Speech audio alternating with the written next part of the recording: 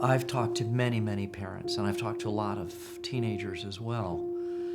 And you will oftentimes hear people say, look, I know my parents love me, but they also really want me to succeed. And they have a certain idea of what success looks like.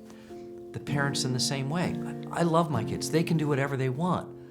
However, we really want them to succeed at what they do. And so, in a way, the unspoken code is the code that my life is only worth what I've achieved, what I've accomplished. The net effect of it, the subtext of it, is to view, for parents, to view children as merely instruments of their own success as parents.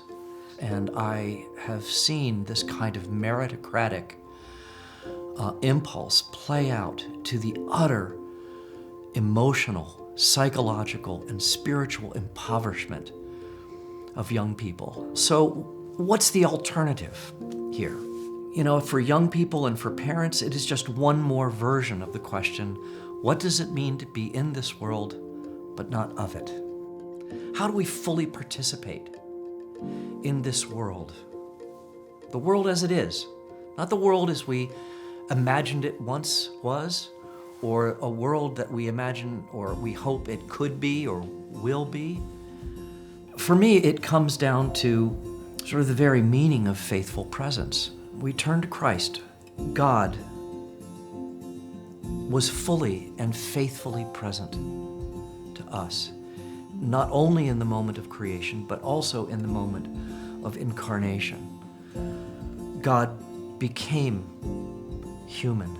We were estranged. He identified with a stranger, and he poured himself out. This world is so broken, and that brokenness is in fact right in front of us. And it takes wisdom, but also a kind of wise agency to know how to care for the people who are hurting all around us. People who are maybe on the other side of the political divide from us. People who are hurting just as much as those within our own narrow little tribes.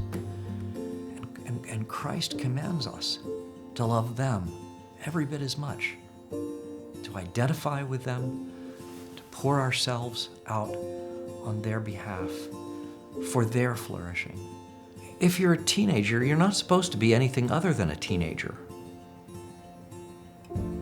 You can be faithfully present in the body and circumstances of your life situation. Very few people know what they want to be at the age of 15 or 18. But it becomes this time of discovery, but again, rooted in love. I love saying this.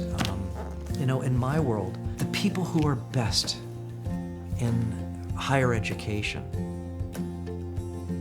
the best writers, the best scholars, are not the smartest. They're the ones who love their subject matter most. They love words, and they love telling stories. They just love it. The best teachers are not the smartest people. They're the ones who love their students the most, and who love communicating with them because they care for their students. And I think that's probably true in all vocations.